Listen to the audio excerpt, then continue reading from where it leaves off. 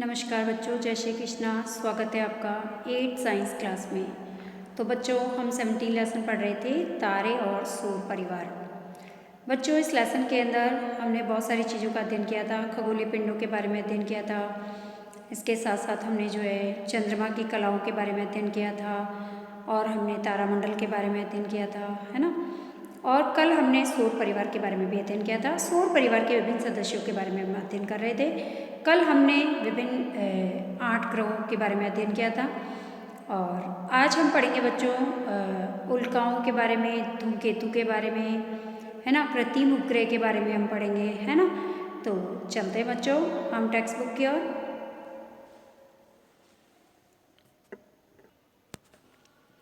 सबसे पहले बच्चों हम पढ़ रहे हैं मंगलयान क्या है।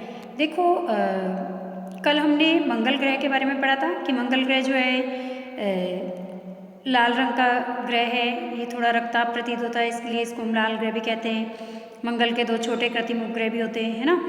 अब देखो, हमारा जो भारतीय अंतरिक्ष अनुसंधान संगठन इसरो जो है, यानी कि इंडियन स्पेस रिसर्च ऑर्गेनाइजेशन, है ना।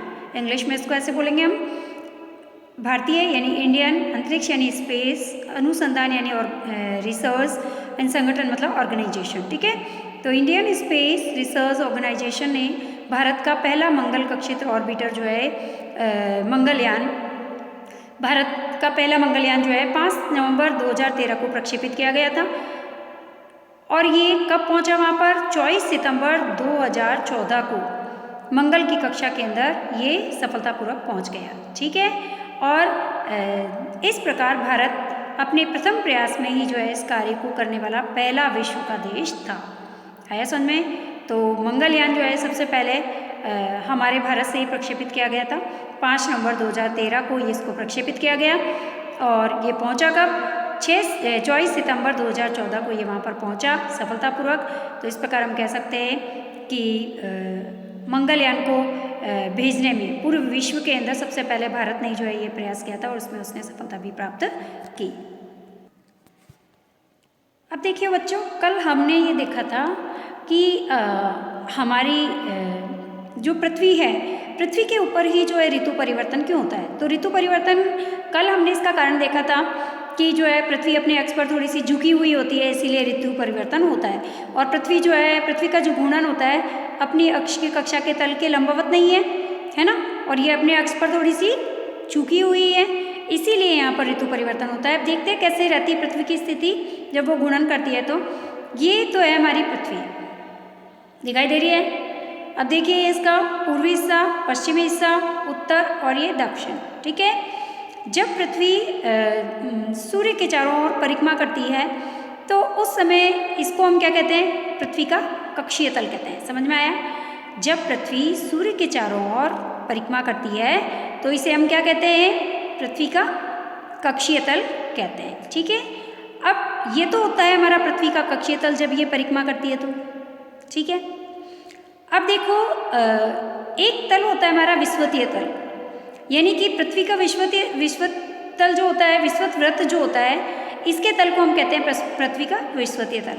कहने का मतलब ये तो देखो, जो आपको ब्लैक ब्लैक डॉट दिखाई दे रहे हैं और जो सर्कल बना हुआ है पेंसिल से, ये तो है हमारा इसका कक्षीय तल और ये है इसका विषुवतीय वृत्त। ये देखो, ये जो दिख रहा है ना आपको, ये है इसका विषुवतीय वृत्त और ये जो आपको ब्लू कलर का दिख रहा है, ये इसका क्या है? पृथ्वी का कक्षीय तल है। समझ में आ गया?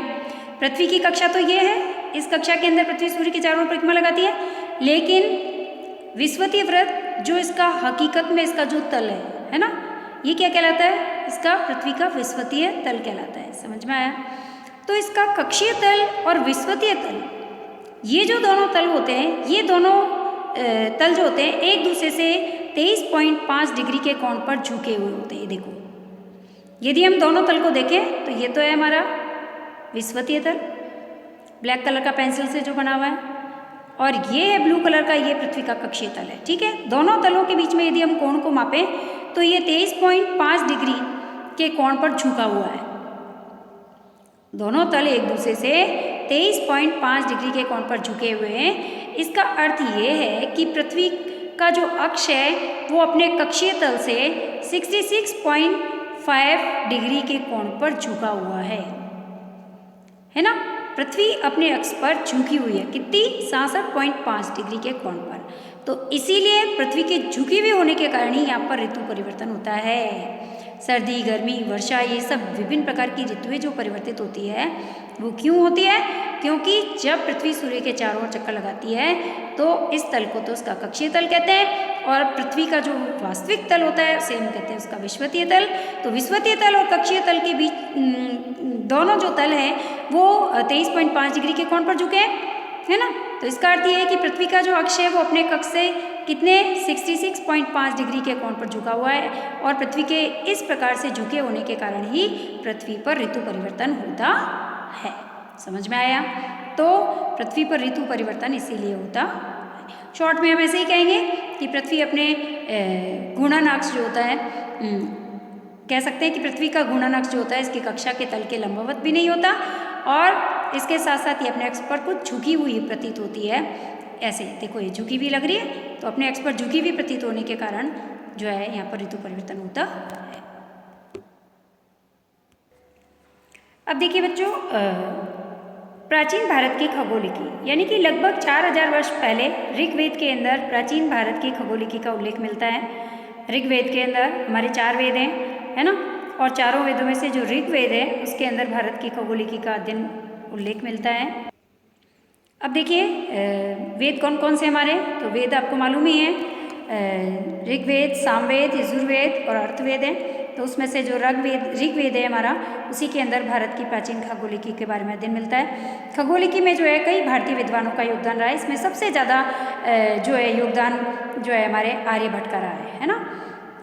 तो खगोलिकी पर आर्यभट्ट का योगदान जो है का विशेष वर्णन जो है ये आर्यभट्टीय ग्रंथ जो संस्कृत भाषा के अंदर लिखा हुआ है आर्यभट्ट के द्वारा, उसके अंदर विशेष रूप से सारी इसके बारे में विशेष रूप से विवरण हमें देखने को मिलता है। और सबसे पहले आर्यभट्ट ने ही बताया था कि पृथ्वी जो है अचल है, और अच्छा सबसे पहले ये भी बताया कि पृथ्वी गोल है, ये बताने वाले आर्यभट्ट थे। और आर्यभट्ट ने ही बताया था कि पृथ्वी अपनी अक्ष पर घूर्णन करती है ना। और फिर इसके बाद आर्यभट्ट ने ही बताया कि चंद्रमा, ग्रह सभी सूर्य के प्रकाश के परावर्तन से हमें चमकते हुए प्रतीत होते हैं। इन्होंने ही बताया चंद्र ग्रहण और सूर्य ग्रहण के बारे में कि चंद्र ग्रहण सूर्य ग्रहण कैसे होता है ना। इन्होंने बताया कि जब पृथ्वी की छाया चंद्रमा पर पड़ती है तो चंद्र ग्रहण की घटना होती है, और जब चंद्रमा की छाया पृथ्वी पर पड़ती है तो सूर्य ग्रहण की परिघटना होती है। सबसे पहले बताने वाले आर्यभट्ट थे, और आर्यभट्ट ने ही पृथ्वी और चंद्रमा के बीच की दूरी का जो मान बताया था वो वर्तमान मान के बहुत ही करीब था। तो हम कह सकते हैं कि आर्यभट्ट ने जो है खगोलिकी के बारे में विशेष रूप से जो है वर्णन किया है, और खगोलिकी के बारे में विशेष रूप से जो है हमें बताया है। और इन्होंने अपनी पुस्तक आर्यभट्टी, जो पुस्तक इनकी संस्कृत भाषा में लिखी गई है, उसके अंदर जो है खगोलिकी के बारे में संपूर्ण जो है विवरण उसके अंदर दिया है। अब देखो बच्चों, सबसे पहले हम पढ़ने जा रहे हैं धूमकेतु। धूमकेतु क्या होते हैं? देखो धूमकेतु जो होते हैं ये भी एक सौर परिवार के सदस्य होते हैं। ये अत्यंत ही पर्वलीय कक्षाओं में सूर्य की परिक्रमा करते हैं, परंतु इनका सूर्य का परिक्रमण काल जो होता है वो बहुत अधिक होता है, यानी कि इनको सूर्य की परिक्रमा करने में बहुत समय लगता है ना। और धूमकेतु जो होते हैं ये इनका सिर चमकीला होता है और लंबी पूंछ होती है इनकी। जैसे जैसे धूमकेतु सूर्य के पास जाते हैं वैसे वैसे इनकी पूंछ आकार में बढ़ती जाती है, और किसी भी धूमकेतु की पूंछ जो होती है सदैव सूर्य से परे होती है। आगे समझ में, सिर वाला भाग सूर्य के नज़दीक सूर्य की तरफ रहता है, और पूंछ जो होती है वो परे रहती है, विपरीत दिशा में रहती है। देखते हैं हम चित्र में, ये देखिए ये हमारा धूमकेतु है। देखा, जैसे जैसे ये सूर्य के चारों ओर परिक्रमा लगा रहा है, तो जब ये सूर्य के चारों ओर परिक्रमा लगाते हैं धूमकेतु, ये देखिए, तो इनकी सिर वाला भाग जो होता है सूर्य की तरफ रहता है और पूंछ वाला भाग पीछे की तरफ रहता है। यहाँ पर एक धूमकेतु को विशेष रूप से दिखाया है ना। तो ऐसे बहुत से धूमकेतु ज्ञात हैं जो समय समय पर एक निश्चित काल अंतराल पर दिखाई देते रहते हैं। और हेले का धूमकेतु जो था एक ऐसा धूमकेतु है जो लगभग हर 76 वर्ष के बाद जो है दिखाई देता है, और इसे सन 1986 के अंदर जो है पिछली बार देखा गया था, है ना। तो अब देखिए बच्चों, इसको जो है 1986 में पिछली बार देखा गया था। अब हम बता सकते हैं कि अगली बार ये हेलिका धूमकेतु कब दिखाई देगा। यहाँ पर बताया कि 76 वर्ष के बाद जो है ये दिखाई देता है, तो इसके अंदर 76 जोड़ेंगे तो 2062 के आसपास ये हमें दिखाई देगा। कौन? हेलिका धूमकेतु। ठीक है, अब चलते हैं आगे। अब देखिए धूमकेतु के बारे में एक अंधविश्वास भी है। कुछ व्यक्ति ऐसा सोचते हैं कि जो धूमकेतु होते हैं वो घोर विपत्तियों जैसे कि युद्ध है, महामारी है, बाढ़ है ना, इनके संदेशवाहक होते हैं। जब कोई विपत्ति आने वाली होती है, कोई युद्ध आने वाला होता है, कोई महामारी आने वाली होती है, कोई बाढ़ आने वाली होती है, तब ये धूमकेतु दिखाई देते हैं। लेकिन ऐसा नहीं होता है, परंतु ये सब काल्पनिक मान्यताएं हैं, मिथक और अंधविश्वास हैं, इन पे हमें विश्वास नहीं करना चाहिए। धूमकेतु जो होता है वो सूर्य की परिक्रमा लगाता है और जैसे जैसे ये इसका परिक्रमण काल भी अधिक होता है, इसको समय अधिक लगता है सूर्य की परिक्रमा लगाने में, और जैसे जैसे ये सूर्य की चारों ओर परिक्रमा लगाता है, जैसे जैसे सूर्य के नज़दीक जाता है वैसे वैसे इसकी पूंछ जो है वो बढ़ती जाती है और इसका सिर वाला भाग सूर्य की तरफ रहता है, पूंछ वाला भाग जो होता है वो विपरीत दिशा में रहता है। अभी हमने पढ़ाई है इसके बारे में। तो धूमकेतु का दृष्टिगोचर होना एक प्राकृतिक परिघटना है, हम कह सकते हैं, है ना, और इससे हमें भयभीत नहीं होना चाहिए, इससे हमें कोई नुकसान नहीं होता है ना। तो हमने देखा धूमकेतु क्या होता है। अब देखिए बच्चों, हम पढ़ रहे हैं उल्काएं और उल्का पिंड, है ना। देखो रात्रि के समय जब हम आकाश बिल्कुल साफ हो जाता है गर्मियों के मौसम में और चंद्रमा भी जब दिखाई नहीं दे रहा हो, तो कभी कभी हमको जो है आकाश के अंदर आकाश में प्रकाश की एक चमकीली धारी दिखाई देती है। रात्रि के समय में जब आसमान साफ होता है, चंद्रमा नहीं दिखाई देता है, तो उस समय आसमान के अंदर आकाश में हमको एक चमकीली धारी दिखाई देती है और इसको हम शूटिंग स्टार कहते हैं या फिर तारा टूटना कहते हैं। अचानक हम जब देखते हैं तो आपस में कुछ तारे जो होते हैं आपस में मिलकर एकदम से शूटिंग स्टार बनाते हैं, एक लंबी धारी निकलती है उससे चमकीली। ये कोई तारा नहीं होता है, इसको हम क्या कहते हैं? उल्का कहते हैं। समझ में आया? अब उल्का जो होते हैं सामान्यतः छोटे पिंड होते हैं और ये यदा कदा यानी कभी कभी ही पृथ्वी के वायुमंडल में प्रवेश करते हैं और उस समय इनकी अति उच्च चाल के कारण इनकी चाल बहुत तेज होती है। कभी कभी ही देखो ये बहुत छोटे पिंड होते हैं, कभी कभी ये पृथ्वी के वायुमंडल में प्रवेश करते हैं और जब ये प्रवेश करते हैं तो इनकी चाल बहुत तेज होती है, अधिक होती है और चाल अधिक होने के कारण इनका वायुमंडल से घर्षण होता है और घर्षण के कारण ये क्या करते हैं? तप्त हो जाते हैं, गर्म हो जाते हैं और गर्म होकर के जल उठते हैं और जब ये जलते हैं तो एक लंबी चमकीली धारी हमें दिखाई देती है और इसी को हम क्या कहते हैं? शूटिंग स्टार या फिर उल्का कहते हैं। समझ में आया? और ये शीघ्र ही वाष्पित भी हो जाते हैं। यही कारण है कि प्रकाश की चमकीली धारी हमको बहुत ही कम समय के लिए दिखाई देती है और ये वास्तव में क्या होता है? ये उल्का होती है। अब समझ में आया उल्का क्या होती है? उल्का कुछ नहीं है। जब हम आसमान के अंदर रात्रि के अंदर जब हम देखते हैं कि कुछ छोटे छोटे पिंड जो होते हैं तारों की तरह हमें दिखाई देते हैं, ये पिंड जो होते हैं कभी कभी वायुमंडल में प्रवेश करते हैं तो इनकी चाल बहुत अधिक होती है और चाल अधिक होने के कारण ये वायु से घर्षण होता है इनका, और जब वायु से घर्षण होता है तो घर्षण के कारण ये गर्म हो जाते हैं, तप्त हो जाते हैं और इनसे एक चमकीली जो है वो लाइट बनती है। समझ में आया? है ना। और ये जो लाइट होती है एक चमकीली धारी के रूप में हमें दिखाई देती है, तो इसी को, और ये बहुत कम समय के लिए दिखाई देती है, इसे हम कहते हैं उल्का। समझ में आ गया अब तो, है ना। ये देखिए ये चित्र के अंदर रात्रि के अंदर आकाश में उल्का इस तरीके से दिखाई देती है, ऐसे लंबी धारी बनी हुई दिखाई देती है। ठीक है, समझ में आ रहा है लंबी धारी कैसे दिखती है? आसमान में तारे हैं और ये शूटिंग स्टार की तरह ऐसे जब ये वायुमंडल से इसका घर्षण होता है इन पिंडों का, तो घर्षण के कारण चमक उत्पन्न होती है, इनमें बिजली उत्पन्न होती है और ये चमक के साथ शीघ्र ही गर्म हो जाती है और गर्म होकर के ये चमकीली धारी जो होती है ये जो हमें बहुत ही कम समय के लिए दिखती है इसको हम कहते हैं उल्का। ठीक है।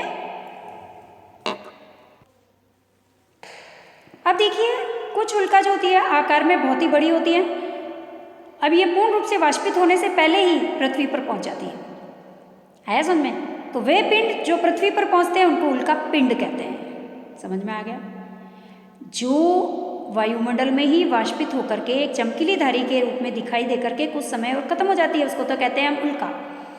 और वे पिंड जो कि वाष्पित होने से पहले जैसे ही वायुमंडल से घर्षण होता है और जैसे ही उनमें चमक उत्पन्न होती है तो वो गर्म होकर वाष्पित होने से पहले ही वो पृथ्वी पर पहुंच जाती है, तो पृथ्वी पर पहुंचने वाले इन पिंडों को उल्का पिंड कहते हैं। समझ में आ गया?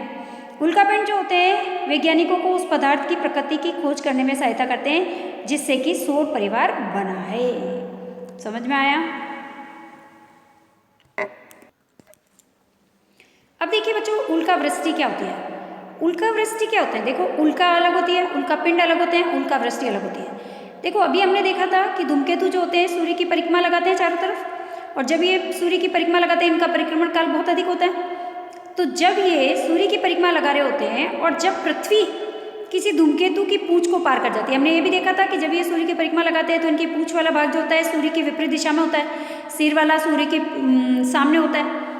तो जो पूंछ वाला भाग होता है ये पीछे की ओर बढ़ता है। तो जब पृथ्वी किसी धूमकेतु की पूंछ को पार कर जाती है, पृथ्वी भी तो सूर्य के चारों ओर चक्कर लगा रही है ना, तो जब पृथ्वी किसी धूमकेतु की पूंछ को पार कर लेती है तो उल्काओं का झुंड दिखाई देता है। आया समझ में? तो उल्काओं का ये जो झुंड होता है, इस उल्काओं के झुंड को हम क्या कहते हैं? उल्का वृष्टि कहते हैं। कुछ उल्का वृष्टि नियमित समय अंतराल पर हर वर्ष दिखाई देती है ना, और कुछ कभी कभी वायु में घर्षण के कारण दिखाई देती है ना। अच्छा, हम किसी भी वैज्ञानिक जो पत्रिका है या फिर इंटरनेट से इनके दिखाई देने का समय भी पता लगा सकते हैं। हमें यदि देखना है कि उल्का वृष्टि कब होती है तो हम जो है नेट पर डाल सकते हैं और देख सकते हैं कि अब जो है उल्का वृष्टि कब होने वाली है, तो हम पता लगा सकते हैं और उस समय पर हम जो है दूरदर्शक यंत्र की सहायता से देख सकते हैं, है ना। अब देखो बच्चों, हम कृत्रिम उपग्रह पढ़ने जा रहे हैं। देखो, कृत्रिम उपग्रह जो होते हैं, उपग्रह किसे कहते हैं? जो ग्रहों की परिक्रमा लगाते हैं उनको उपग्रह कहते हैं। तो पृथ्वी एक ग्रह है। तो कुछ मानव द्वारा निर्मित उपग्रह भी हैं जो पृथ्वी के चारों ओर परिक्रमा कर रहे हैं, और हम जानना चाहेंगे कि कृत्रिम उपग्रह जो है प्राकृतिक उपग्रह से किस प्रकार भिन्न होते हैं। तो भिन्न तो इसलिए है क्योंकि ये मानव के द्वारा निर्मित है, और दूसरी बात, इनका प्रमोशन पृथ्वी से किया जाता है, इसीलिए भी ये भिन्न है ना। और ये पृथ्वी के प्राकृतिक उपग्रह हैं और चंद्रमा की तुलना में कई अधिक निकट रह करके और पृथ्वी की परिक्रमा करते हैं। चंद्रमा तो पृथ्वी से दूर है, चंद्रमा भी पृथ्वी का उपग्रह है, लेकिन चंद्रमा जो है वो प्राकृतिक उपग्रह है ना, और वो पृथ्वी से काफ़ी दूर है। लेकिन कुछ मानव द्वारा निर्मित कृत्रिम उपग्रह हैं जो पृथ्वी के चारों ओर चंद्रमा से बहुत नज़दीक हैं और पृथ्वी के चारों ओर परिक्रमा कर रहे हैं। अब भारत ने ऐसे बहुत सारे कृत्रिम उपग्रह का निर्माण किया है। देखो, दिख रहे हैं आपको, कुछ भारतीय उपग्रह हैं, है ना। इन जो कि हमारे यहाँ से पृथ्वी से प्रमोचित हुए हैं, और आर्यभट्ट जो है भारत का सबसे प्रथम कृत्रिम उपग्रह है। प्रश्न पूछा जाता है कि भारत के द्वारा प्रक्षेपित सबसे प्रथम कृत्रिम उपग्रह कौन सा है? भारत का प्रथम कृत्रिम उपग्रह है आर्यभट्ट, ठीक है। और कुछ अन्य भारतीय उपग्रह भी हैं, जैसे इनसैट है, IRS है ना, और कल्पना 1 है ना, एडुसेट है, EDUSAT एडुसेट है। ये कई प्रकार के कृत्रिम उपग्रह हैं जो पृथ्वी के चारों ओर परिक्रमा लगा रहे हैं। ये पृथ्वी है और इसके चारों ओर ये परिक्रमा लगा रहे हैं। ये सारे कृत्रिम उपग्रह जो आपको दिखाई दे रहे हैं। समझ में आया समझ में? अब कृत्रिम उपग्रह का व्यवहारिक जो है बहुत सारा उपयोग भी है। इन कृत्रिम उपग्रह के द्वारा हम बहुत सारे जो है मौसम संबंधी जानकारी हम ले सकते हैं, है ना। इसके साथ साथ हम जो है इसके द्वारा हम जो है दूर संचार, सुदूर संवेदन के लिए भी इनका उपयोग किया जाता है ना। टेलीविज़न, रेडियो और टेलीविज़न के संकेतों के प्रेषण के लिए भी इसका उपयोग किया जाता है ना। और समुद्रों में चलने वाले जहाज़ों के बारे में जानकारियाँ इनसे मिल सकती है ना। और कृत्रिम उपग्रह के द्वारा जो है हम विभिन्न प्रकार की संचार संबंधी जो है वो जानकारियाँ भी प्राप्त कर सकते हैं। सुदूर संवेदन में भी इनका उपयोग होता है। हाँ, तो बच्चों प्रश्न पूछा जाता है इसके अंदर, उपग्रह के अंदर भी प्रश्न बनता है। वैसे हर टॉपिक में से 3-4 प्रश्न बनते हैं। इसमें भी प्रश्न बन रहा है कि भारत का प्रथम कृत्रिम उपग्रह कौन सा है? आर्यभट्ट, है ना। और भारत के अन्य कृत्रिम उपग्रहों के नाम बताओ। तो इनसैट है, IRS है, EDUSAT है ना। और कृत्रिम उपग्रह के क्या उपयोग हैं? तो कृत्रिम उपग्रह का उपयोग जो है बहुत सारे उपयोग हैं, जिसमें मौसम की भविष्यवाणी करने में, रेडियो और टेलीविज़न के संकेतों का प्रेषण करने में इसका उपयोग किया जाता है, और दूर संचार में इनका उपयोग किया जाता है, सुदूर संवेदन में इनका उपयोग किया जाता है ना। तो कृत्रिम उपग्रह के बहुत सारे उपयोग भी है। तो बच्चों, आज हमारा लेसन यही कंप्लीट होगा। बहुत ही अच्छा लेसन था, इंटरेस्टिंग था, बहुत सारे छोटे छोटे क्वेश्चंस बनते हैं इनमें, और आप इन सभी क्वेश्चंस को तैयार करते जाना, साथ साथ नोट्स के माध्यम से मैं आपको फिर से भेजूंगी भी। और धन्यवाद बच्चों, जय श्री कृष्णा। नेक्स्ट लेसन हम नेक्स्ट टॉपिक के अंदर कंटिन्यू करेंगे, ठीक है।